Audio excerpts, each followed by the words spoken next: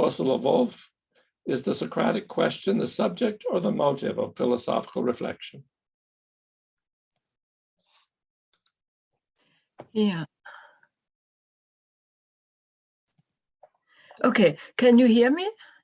Yes. Yes, we can hear you. Yeah, thank you so much, Don, for the invitation and for the kind introduction, and thank you all for coming. Aristotle begins the Nicomachean ethics by pointing out that all action strives towards the good.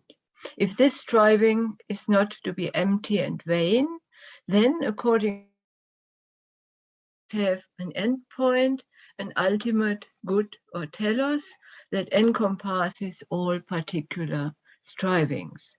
All people, Aristotle continues, agree on the name of this telos. It is eudaimonia, happiness, or the good life. There is no agreement, however, on what this consists of. This is due to the fact that the everyday concept of happiness includes the idea that in eudaimonia, one's striving and desiring is completely fulfilled, that one is prospering in life as a whole and in every respect. However, as Aristotle asks for that happiness which is attainable for human beings, he concedes that such a life, which in addition to eudaimonia also possesses eutychia throughout, does not exist in the empirical world, because we cannot fully control the external conditions of life. Now, if perfect happiness is fundamentally unattainable, then the question of the good life contains in its deepest layer what might be called the question of the meaning of life. This arises from fundamental, irresolvable aporiae inherent in the nature of human existence. From that, what Erich Fromm called existential dichotomies. The central aporia could be summed up in the question of how perfect and continuous happiness is possible, even though life is finite and subject to change. If such aporiae underlie the question of human eudaimonia, not only its content is unclear, it is then open whether it exists at all and by what method one could search for it. As Plato has philosophy begin with Socrates, he obviously considers this existential lack to be the basic motive of philosophical reflection. It is then surprising, however, that the question of the good life plays no role in large parts of Western philosophy. It should also be surprising that, despite the openness of the question, many people live quite contented lives without feeling the need to philosophize.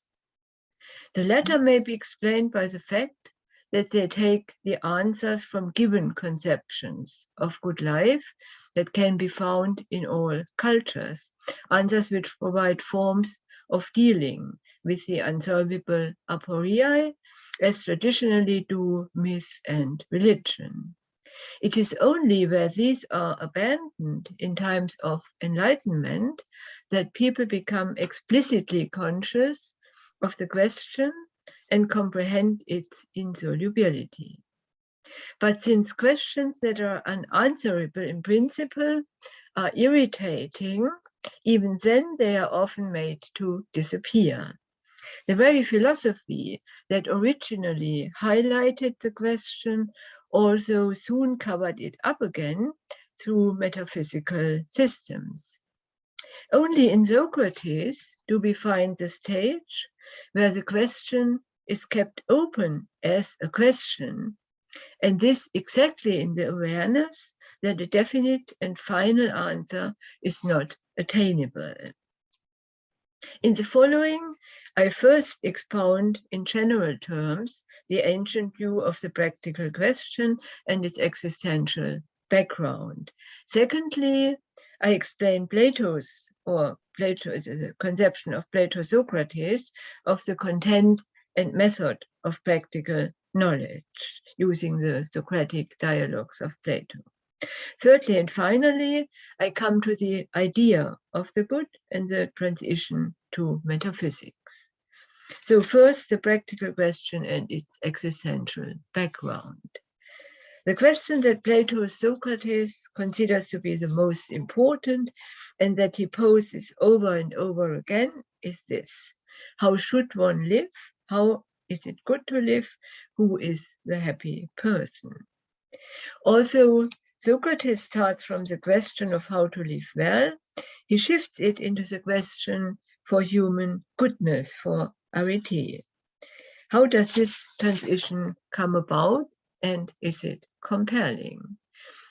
I think that the question of the good life is formulated in its deepest layer in the sense of the experiences that prevail in a particular epoch. The basic existential experience of the Greeks is that man is exposed to the contingencies of fate from without and to the up and down of his emotions from within.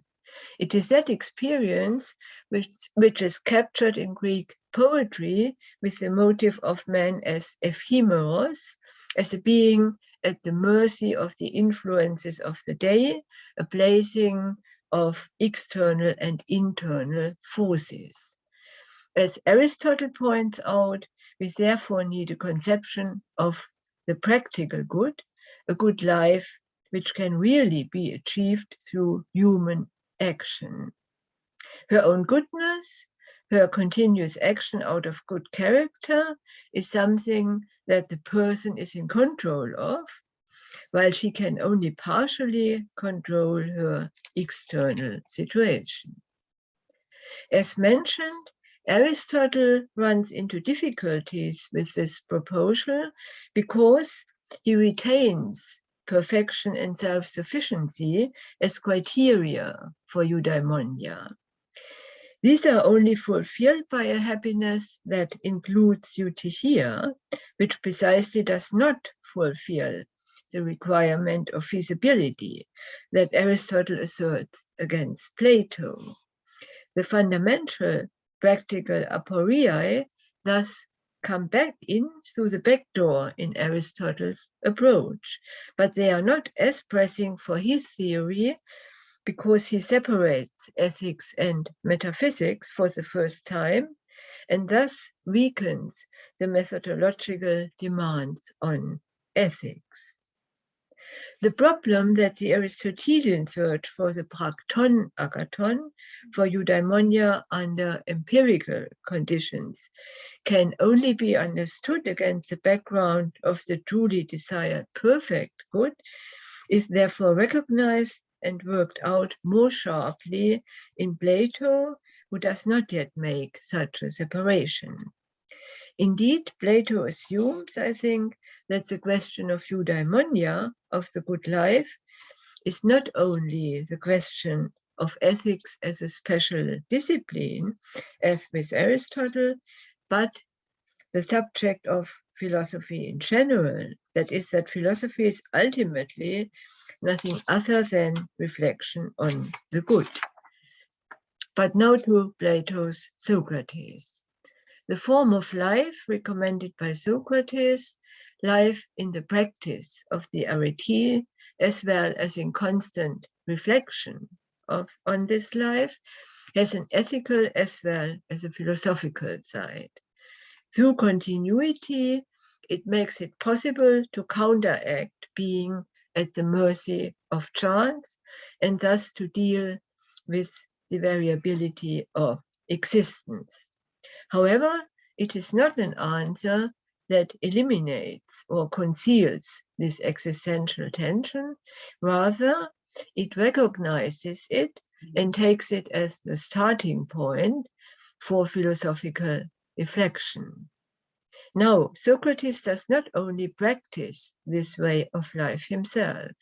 He goes around the polis, as described in the Apology, calling on the other citizens to adopt the same way of life. But is it not enough for a permanently good life if one lives performing acts of virtue oneself? There are two levels of justification here in Plato, an ethical and a conceptual one. An ethical explanation is contained in observations in the dialogues Lysis and Alcibiades, one, the greater Alcibiades. There we learn that the young Athenians want to rule not only Athens, but the whole world. This can be read as an allusion to the striving for power that was widespread at the time. But it can also be interpreted in a more fundamental way if we consider that power enables a person to order the comprehensive situation of his or her life.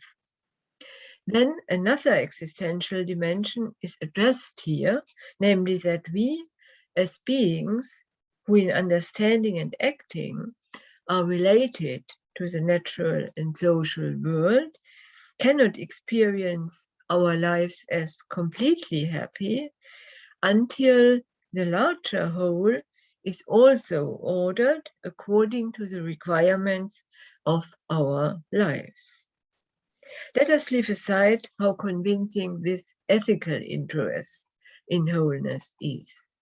What we can take from this consideration, however, is a holistic interest of a different kind.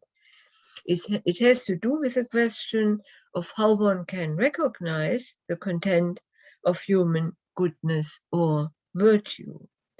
According to Socrates, this content is given in the task that the God has assigned to him, or generally to us, through our position in the order, in the taxis, cosmos of the whole. That's what Socrates tells in the Apology.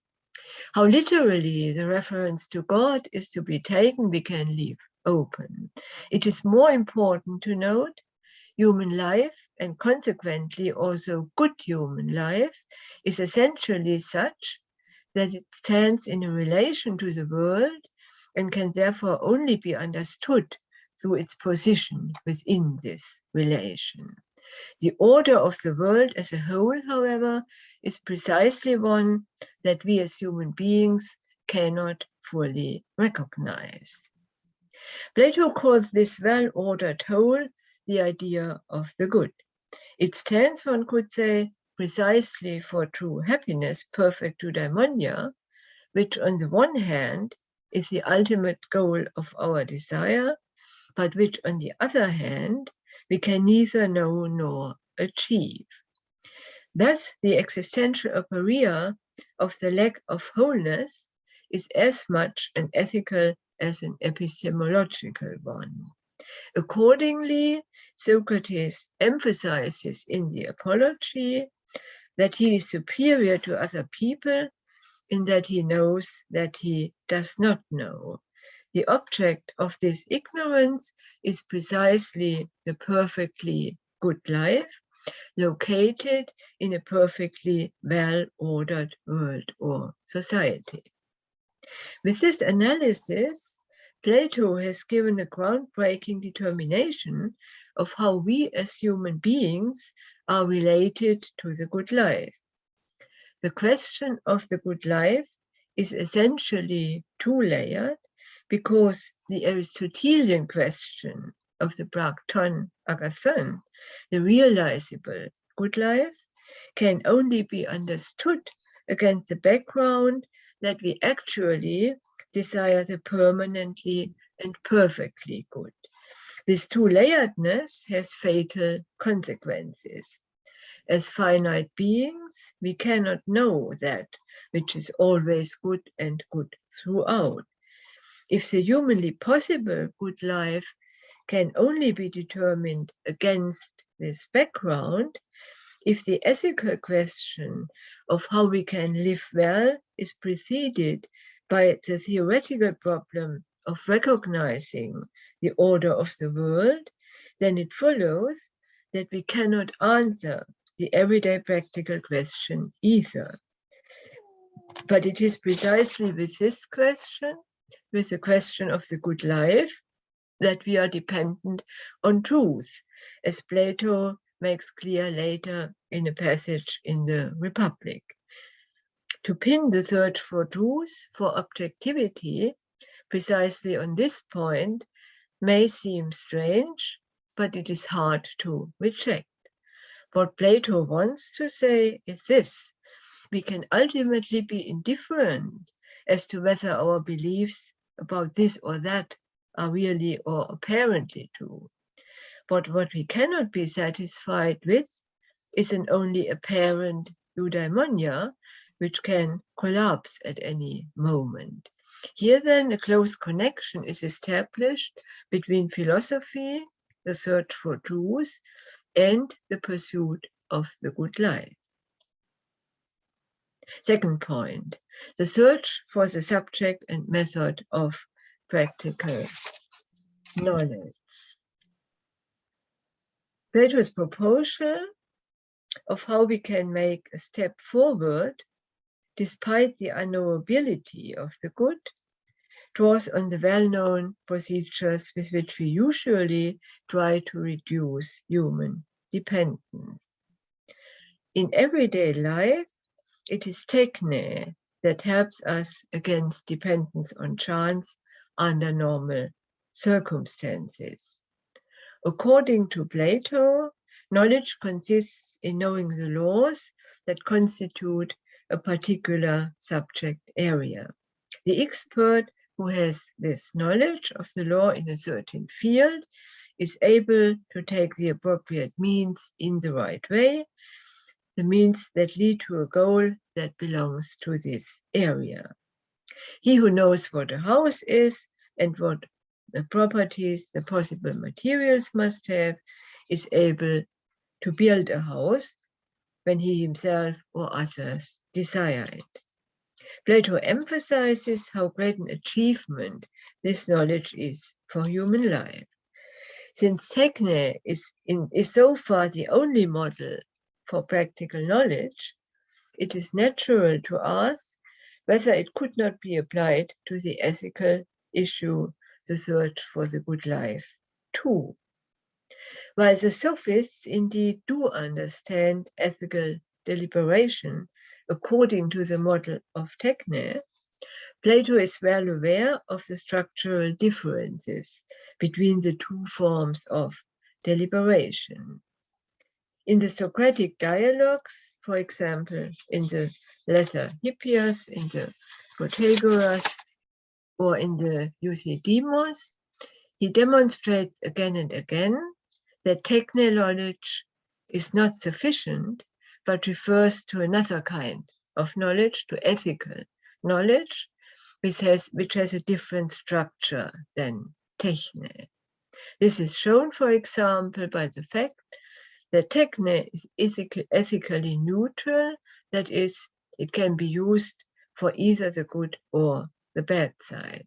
The doctor can use his knowledge to make a patient healthy, but exactly the same knowledge enables him to kill another person whom he wants to get rid of for certain reasons. What techne leaves open then is precisely the question of which of the possible ends are right or good of the ethical evaluation. Now one could try to argue the good, the telos of human life, is what is generally considered desirable, what all people hold to be desirable. Ethical knowledge would then be a special techne after all, namely the one that has this ultimate aim in mind and is therefore no longer neutral with regard to goals. Such a conception is envisaged by Plato himself in some places, for example, in the Minor Hippias. But he rejects it elsewhere with the observation that whatever we specifically desire as a component of the good life is not good in every respect or good for every person, but good in one way and for one person, bad in another way or for other persons. For example, for someone with Achilles' abilities and ambitions, the common idea that the good life consisted of growing as old as possible in good health and wealth within the family was inappropriate. For a hero in the Homeric world, it's not appropriate to live this life at home in peace. From this lack of a conception of the good life suitable for all human beings, the sophists drew the conclusion that mere survival should be taken to be the aim of life. According to Plato, as the dialogue Protagoras shows, this way of life requires constant adaptation to the external situation, to the beliefs of others, to the political mood. Such adaptation, however, is not at all suitable for achieving stability and agreement with oneself in the face of the basic existential experience of change. As Plato points out in the Gorgias, it even falls behind the achievement of techne, because unlike techne, it cannot make use of established rules, but must adapt itself ad hoc to given situations. If we cannot infer the goal of human eudaimonia from general desires, it might be conceivable to derive it from the objective constitution of human nature. Plato says indeed that the educator or politician who has the task of educating people as good must have knowledge of human nature and its goodness. But this requires that he himself is already formed in a good way and knows about being good. This self-referential knowledge, however, is not to be had in a distinct and complete way, but only mediated through insight into the order of the whole. Thus, according to Plato, we cannot escape from the problematic two-level structure, according to which the practical question of the good life refers to the question of the perfectly good, which, however, cannot be determined. At the same time, this means that the method of techne, which requires a firmly circumscribed telos, cannot help us in the ethical field. If the content of the striving is not known and cannot be generally determined, then it seems natural to pay more attention to the method of searching. However, the course of the dialogue not only exposes the inadequacy of the method of techne for ethics and unmasks logical efforts on the part of the orators and sophists, but at the same time establishes a new method that has its pattern in the conversations with which Socrates tests his fellow citizens for their knowledge. This method is the elenchos, of course. Roughly speaking, it consists of supplementing the set of beliefs that a person has with more general ethical ideas that she also accepts when asked, and then highlighting conceptual ambiguities, working out contradictions, and so on. In this way, an order is gradually established in an initially unorganized field of beliefs and concepts by means of which a person relates to the good life. This is not an examination of detached beliefs. Rather, they are examined as a system of beliefs that a person has. What the examination brings about is not external to the person, since beliefs are linked to emotions and desires and can thus be deeply anchored in the person. The effect of the elenkos is then to establish order in the human soul, in the practical beliefs of the person. With this, we still know nothing about the content of the good life, but one can say only the soul that is thus ordered and examines itself can search for the good life in the right way. Only this sort of soul possesses the practical judgment necessary for this. This deliberation also prescribes the order of the material parts, that is, the irrational parts of the soul. The emotions and drives of the person must be guided in such a way that the person is open to the proper sequence of logoi, of propositions or arguments in practical deliberation. Or speaking with Aristotle in the Metaphysics book 6, emotions that are not habituated in the right way distort practical deliberation. There are passages in the dialogues where one gets the impression that this capacity for practical deliberation is already the good life itself for human beings.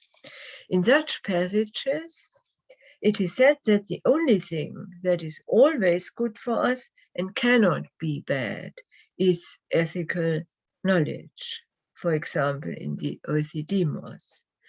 Against this one can hold, first, we have no absolutely secure knowledge, but only the gradual process of the elenkos, which can go wrong.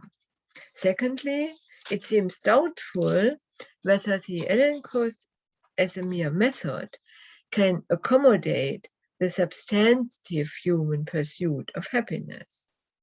Its exercise seems to be a means of determining happiness rather than happiness itself. If one were to stop there, then there would obviously only be a methodical conception of the good life, and it would remain open whether this fulfills the striving for happiness.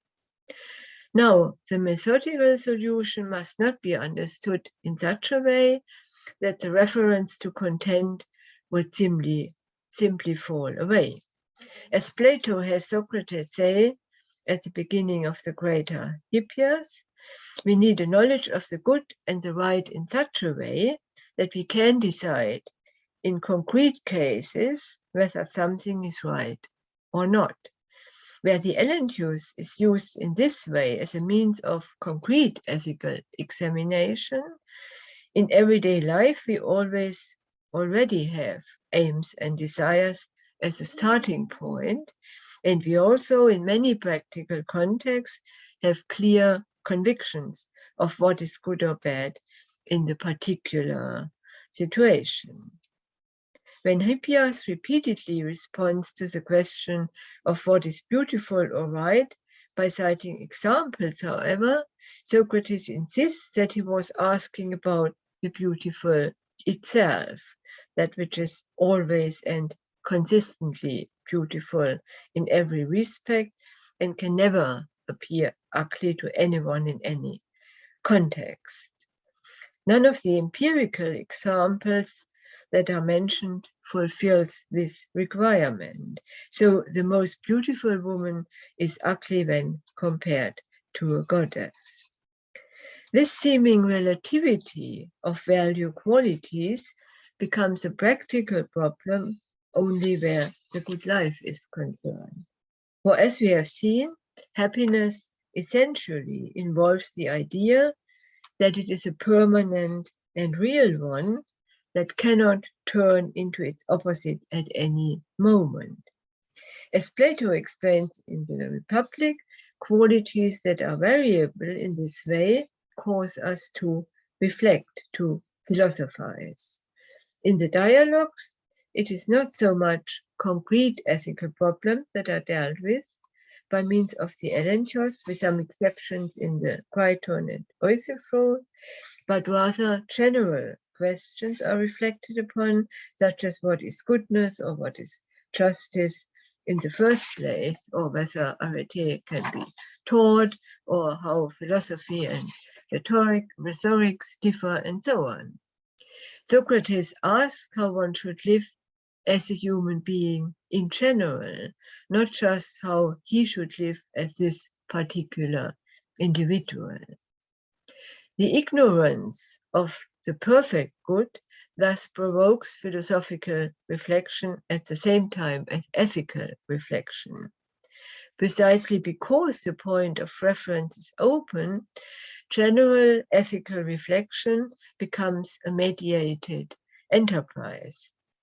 The question of how we can live well as human beings requires a knowledge of what we are, and this self-knowledge, because of the openness of our relation to the world, is not possible as a direct one.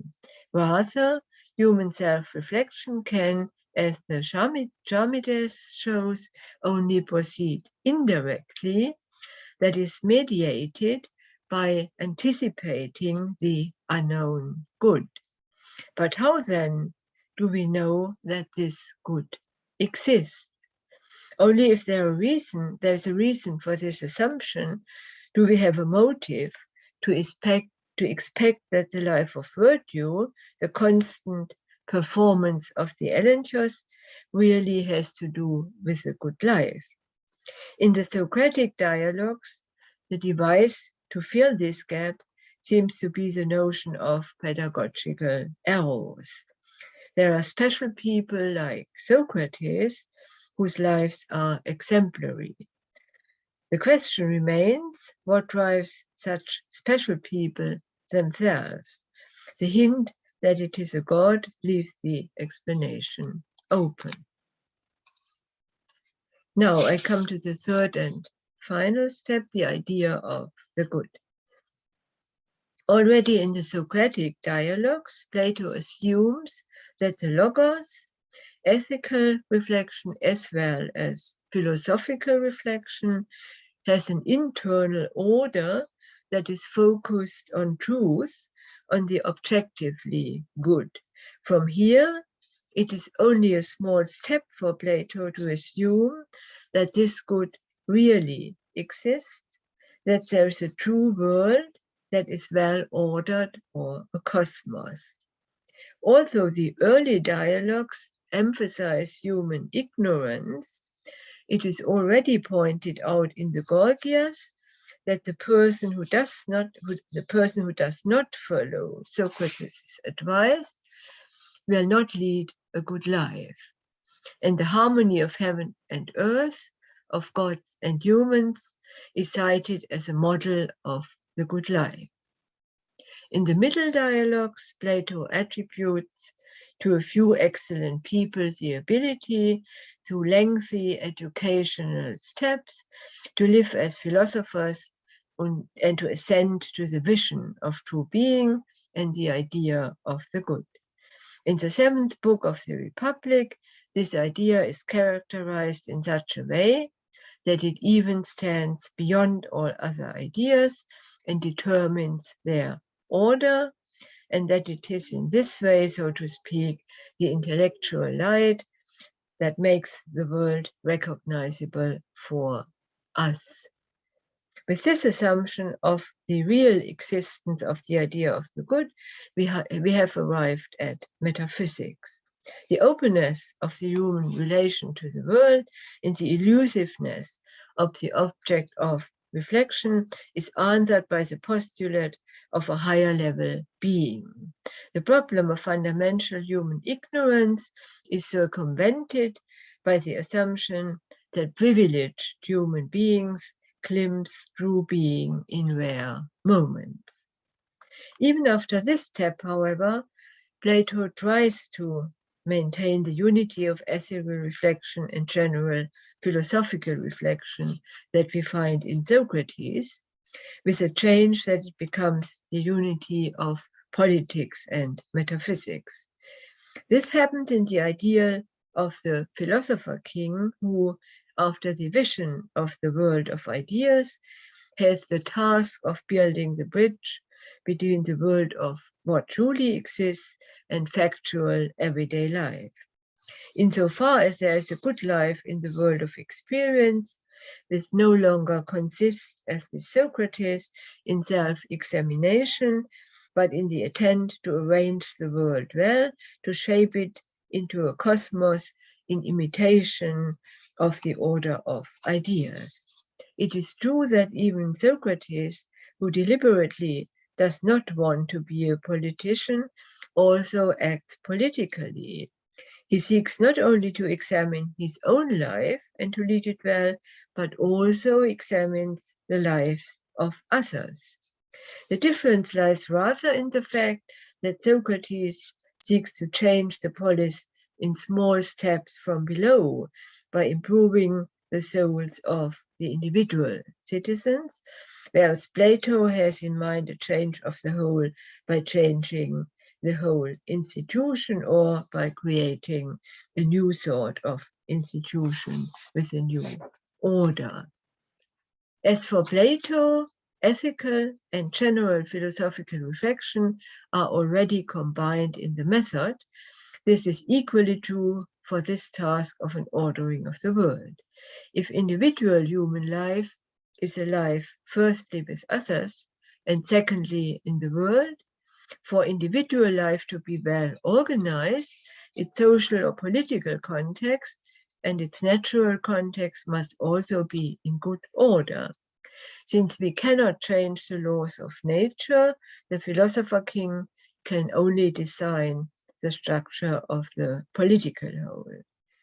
Plato's intention in the Republic could be understood in such a way that he tries to create a political context that realizes perfect goodness, that is, that the developed political utopia represents a model of metaphysical being. Plato himself experienced that this is hardly possible in reality during his attempts in Sicily. But then the highest philosophy, the vision of what truly exists, and the best possible practical life, philosophically enlightened politics, fall apart. A fortiori for the large number of people who are not suited or inclined to philosophy, the everyday search for the good life detaches itself from the study of the metaphysical dimension. To summarize, the question of how to live well asks for true happiness, a life that is perfect and good in every respect and at every moment. Since there is no such thing in the world of experience, the question can only be conceived as that of the humanly possible good life. Nevertheless, the meaning of the question remains determined by the search for perfect happiness. For only this would be suitable for overcoming the aporetic structure of human existence. It therefore points to a second level. The good on this second level, however, is principally not recognizable and not attainable. This leads to a shift in the question of the humanly possible good life. The stability and permanence of perfect happiness can at best be imitated by a way of life that the person herself can control, and what she can control is her own personhood and action. The question of how to live is good for a person, thus becomes the question of when a person is good as a person, when she possesses human arete. But even with this, we have not gotten rid of the question's structural reference to the perfectly good. For the question remains, what does virtue consist of? Now, one could perhaps retreat to psychological knowledge at the level of concrete advice. And perhaps an ethical theory could also hold this view. Plato does not proceed in this way.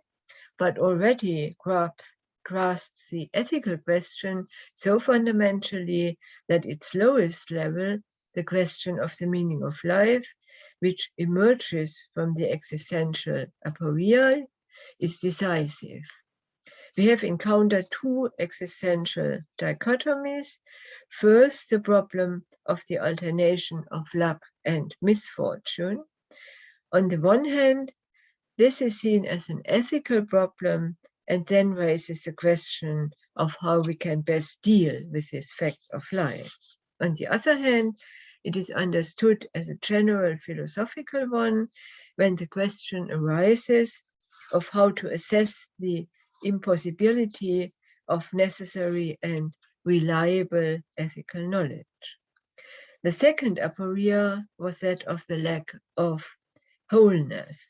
It has to do with the fact that human life is embedded in a larger structural context. How far this requires reflection for everyday concrete life and practical ethics can here be left open.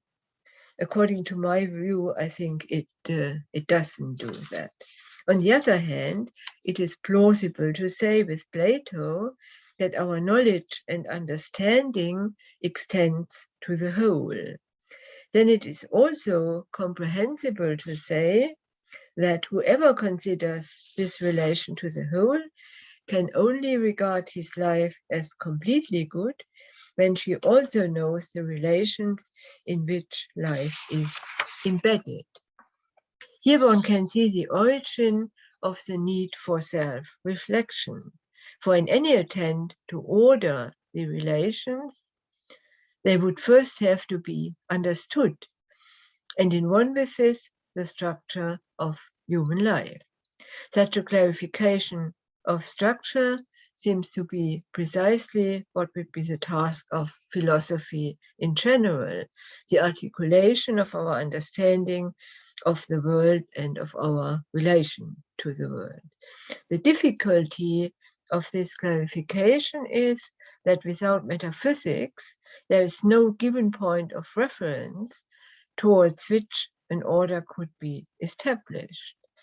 For this reason, Plato in the Socratic dialogues develops a methodological proposal, the elenchus, which is supposed to do justice to the lack of substantial objective, to a substantial objective of human thought and life, and thus to grasp the structure of ethical reflection and of philosophical self-knowledge at the same time. But it might be better to follow Aristotle and see herein only the motive or starting point of philosophical reflection, while to understand ethics as dealing with a practical question, with normal practical questions of an intermediate level, bracketing the deeper existential questions. Thank you for your attention. Thank you, Al. As usual, I'll clap on behalf of the muted horde. Those of you who've been to these before know that we conduct the discussion by asking people to use the raise your hand function. And then I'll call on people. Let's see. I've got some people whose hands were raised and down again. Constanza, did you have something to? Sorry, I raised it by mistake. Oh, all right.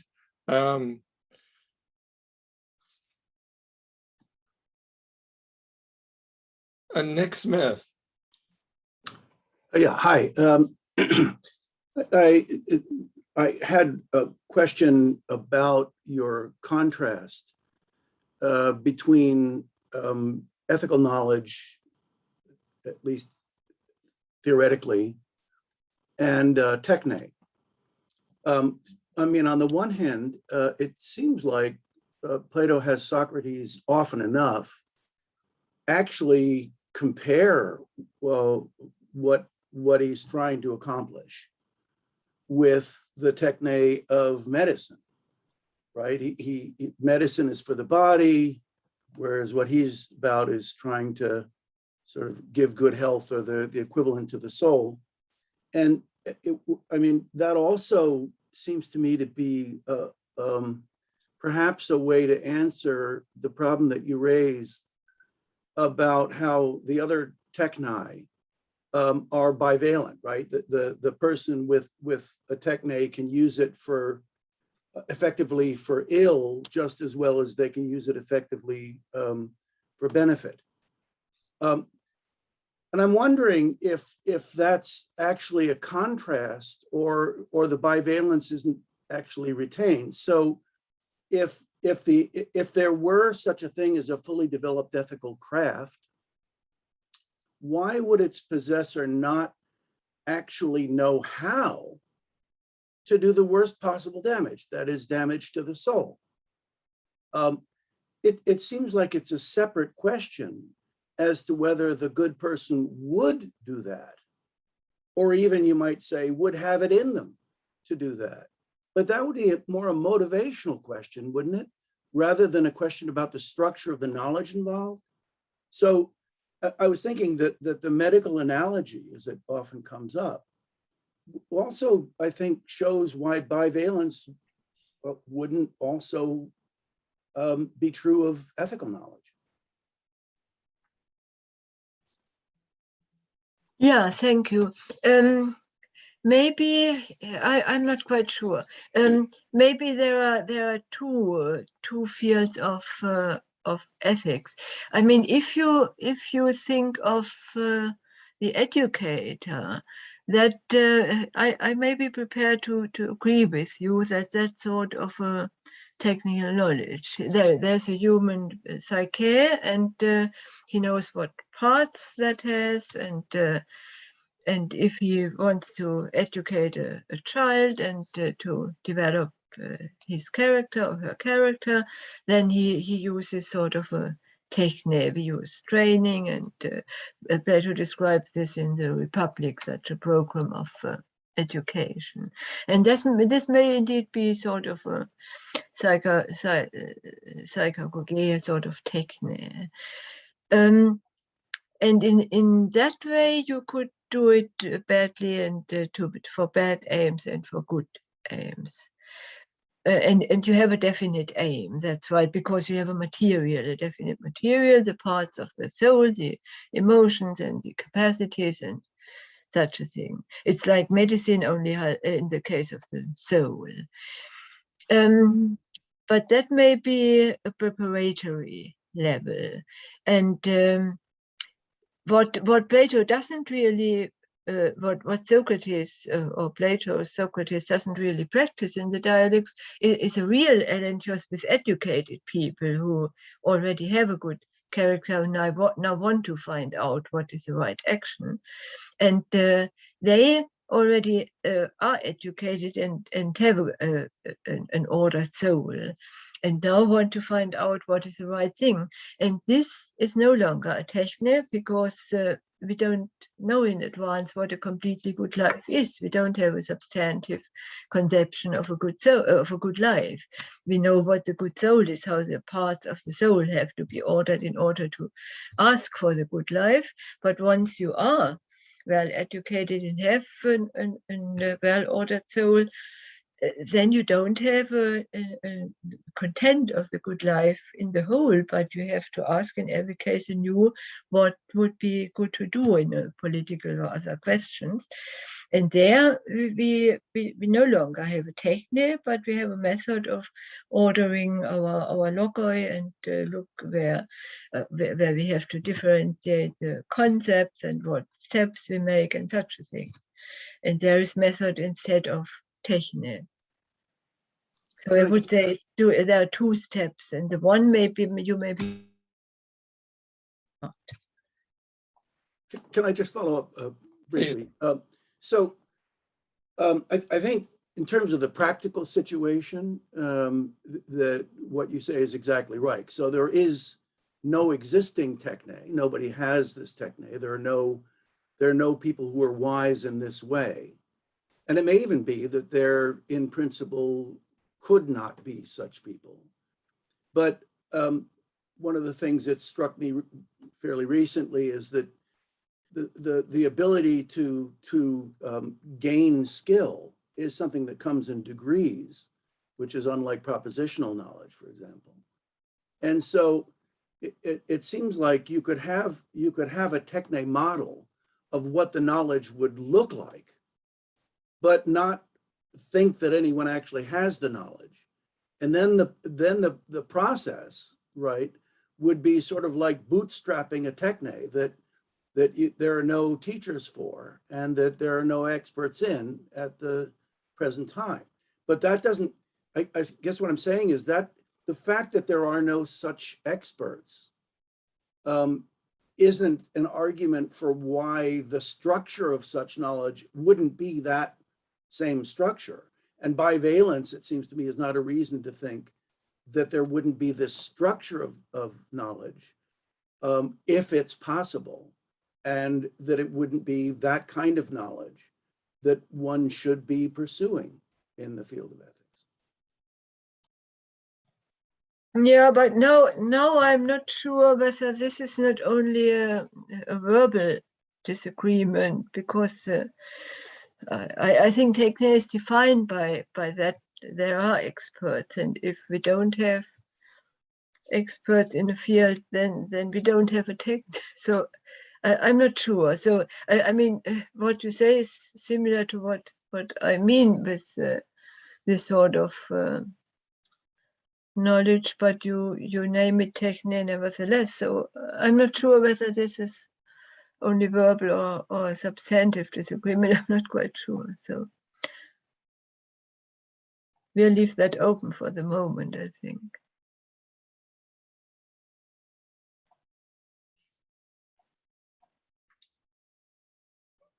Sandra Peterson. Thank you for the talk. At one point, you said that Socrates asks how a human being should live in general. He's not just asking how he should live. And I'm thinking now about the place in the Apology where he says, "My whole concern is to commit no unjust or impious deed." And I'm thinking that that sounds more personal and more negative than the idea that he is asking how everybody should live. Thank you. Yeah, thanks for the question. That's indeed important. There's one passage in the, I think in the Gorgias, where he says in the discussion with Polus that every human being in the last resort would agree with this, that what he says is the right way of life. So he doesn't say it's only my good life, it's the right way of life for all human beings. And he says that in the last resort, on reflecting, every human being would agree that this is right. So I think he sometimes asks special questions what he should do now, but he speaks, I think, with a general claim at times. Now, but why the question is important for me, what I talked about is a larger project which I have through the history of philosophy. And my idea that there is motivationally, there's a combination, a connection between philosophy in general and the question of the good life. There's a difficulty because philosophical questions are questions of how I, as a human being, am related to the world. Not I especially as this person, but human beings in general. So the philosophical question always is an intersubjective question from the perspective of we, while the question of the good life indeed is a question from the first person perspective. So you are quite right. And there's a problem, of course, with my thesis that in Plato, there's a close relation between the two questions, because the one is the question from the first person perspective, and philosophical reflection is an intersubjective reflection. So you are quite right. And one has to look how the two questions go together and where they go together and where they separate. So thank you for the question.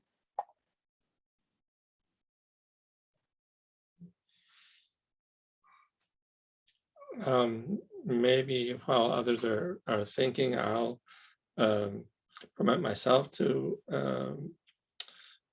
interject a question. I'd like to ask you to say a bit more about in the Socratic context of the motive for promoting the welfare of or ruling well over family, fellow citizens, and ultimately the world, as you so charmingly and importantly brought up these passages. Me now, again and again, these young men who come to Socrates, they don't start out saying, I want to lead the best life possible, and that's my question, and that's my goal. Again and again, they say, my goal is to be able to bring about the good and the good life for myself and my friends and neighbors and for the city, and I want to be able to rule over the city. By comparison to those young men who come to him, Socrates' question, how can I live well, seems restricted and narrow by comparison to the young men who come to him. And I'm wondering what you might have to say about that possible contrast, or what's going on with these with the different attitude of the young men who start out. Yeah, thank you. I mean, Socrates somewhere says that he would like to make the polis better, but he didn't try to, because that's too dangerous. So it's better just to talk to individual beings. I said in the end, even Socrates does act politically, because he doesn't only examine himself, he examines the others. So this is a sort of political action. He doesn't, like later philosophers in the Hellenistic period, he doesn't retreat himself and only examines his own life. He does examine the others. And what he does is very provoking, and it led to his death. So, but he says it's too dangerous to do politics. What Plato later tried, that's too dangerous. You only can live in your context and ask particular people and examine them. But this he does. So, in principle, what Socrates does also is political. It's not just his individual life that he reflects and wants to examine. It's the life of people in the polis. So he doesn't have the idea, like Plato after him, to rule the whole polis, to construct a perfect polis. That's not his idea, because he says we cannot. He's more realistic in this point than Socrates, than Plato later is. But this idea of the young men, they not only want to rule the polis, they want to, or Socrates suggests at times that they want to rule the world. And I'm not quite sure how this motive comes about. I mean, there is the idea, you see it with Polus in the Gorgias, they have the idea of the tyrant who rules the world, or the state, a large state, or in the end the world. And maybe this is an ideal which is a wrest from the heroic time, I don't know, but the world, to have the order over the world is, I try to find out where this idea comes from, and I couldn't find much literature on it. So I would be interested if anybody has an idea about this.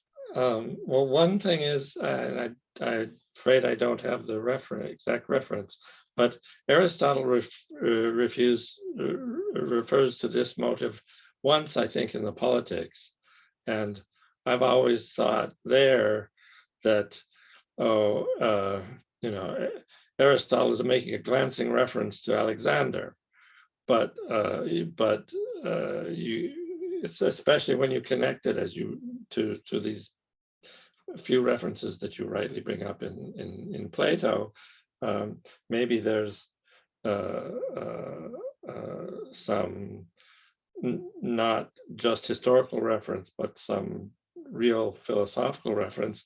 The other thing that suggests itself to one, if I may permit myself a bit of German, is that it suggests some recognition of a Wille zur Macht, that there's the ruling over the whole world is a desire for power without end. But I don't know whether that's, I wonder, like you probably do, whether that's reading too much into these poor texts. Yeah, I mean, in principle, it is understandable. I mean, I said, if you want to ask what the good human life is, then you first must understand what it means to live as a human being. And to live as a human being means to live in the world. So you must have an understanding of the position of human being in the world as a whole. And though there is a reference to the whole in our understanding. And if you turn this into the practical realm, you get the idea of, in order for the life to be good, if the life is a life in the whole, you have to order the world. So only then you can guarantee that your own life is good, if you can order the whole. So I think it's somehow understandable how this idea comes about, even in the practical respect. But I'm not really sure how people understood it. All right. Are there questions? Is there a hand raised that I'm missing? Give people a moment. Yes. Sandra again? Yes, I guess I'm still brooding about that passage from the Apology, where Socrates says his whole concern is to do nothing unjust or impious. And that sounds so negative. And now I'm wondering how to connect that with your idea that he wants to change other people's lives.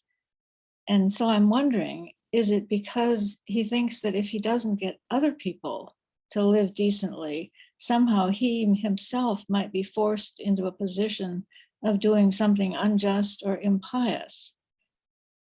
Well, that's just a question. I'm still brooding about that passage. I don't think so, because he's convinced that whatever the others do to him, he will not do something unjust. So you can see this in the Gorgias again. So whatever the others do to him, that doesn't matter. The main thing is that he, in his soul, remains a good person, and he won't be affected if others do anything unjust to him. I mean, in the Apology is also clear that I don't know whether he wants to change people, but it's clear that he thinks he has to examine other people. So he has the God told him to examine other people, and by examining other people, I mean, what he effects in reality is that that he provokes them, and they afterwards they do something unjust to him. But what he aims at may be that they get better in their soul, that he improves their soul, that maybe his aim, he doesn't manage to have this effect, but actually what he should do, if that is the godly task what he has, then he should improve the other people. And I mean, it's clear in the Apology that it's not just that he has to do the good and he mustn't do anything unjust, but he says he has to, God told him to examine, or the oracle had this consequence that he has to examine other people, and he's going around and telling them that they have to care for their own soul, that it is as good as possible, though he has to care for other people being good persons. So it's not only in the Apology, it's not only that he himself has to be a good person, but that he has to examine other people and tell them that they have to care for their own soul and not for this and that, but to concentrate on the question whether they live well, whether their soul is in a good order and they live well. So he has this, there is this political dimension also in Socrates. It's political action from below and not like in Plato later from up to down in ordering the state in the whole and creating a new sort of a new structure of a new political structure. Thank you. Gottfried Heinemann, you sent a remark out in the chat about Thucydides' Melian dialogue. Maybe you could amplify that orally and explain to us what you have in mind. Well, this concerned Ursula Wolf's question, where these ideas in the Gorgias come from. And I think there may be a background in, let me say, some conceptions of unlimited power, which in a way is in the Melian dialogue and may even have a prehistory in, say, the first study of the Antigone. That is to say, lacking any given limits, there may be such ideas where concepts of, well, hubris, of course, make no sense anymore. There is something in this background, but of course it is very vague, and I just wanted to hint at this possible prehistory. Of course, the Melian dialogue is in the background because Callicles, with his right of the strong, right of the stronger, offers a parody of what the Athenians say in the Melian dialogue. Okay, this was my little bit chaotic remarks, but I did not want to say something, but only by just to add something to the chat. Okay. Yeah, thank you. Yeah, I mean, Callicles, of course, is sort of an explanation. I mean, this is what Don said about the Wille zur Macht. If you have Yes. desires and the desires haven't got a natural limit, they are by nature unlimited. And that might be the explanation why some young people have the idea to have everything for them. And there's no natural limit, like later in Hobbes, although there's no natural limit to the desires and strivings. And for this reason, there's the idea that they comprehend the whole world, and you can strive to use everything in the whole world to fulfill your own unlimited desires. Maybe So Callicles is a good point in this context, sure. Thank you. All right. Well, thank you very much, Ursula, for your interesting talk, and thank everyone for coming. Our next virtual Socrates colloquium will be in 2 weeks, and hope to see you there. Wait, do we? Am I getting some applause here? Yes. So we're getting some people raising their hands to applaud, looks like. So thank you very much, and hope to see you again all in 2 weeks. Goodbye. Bye.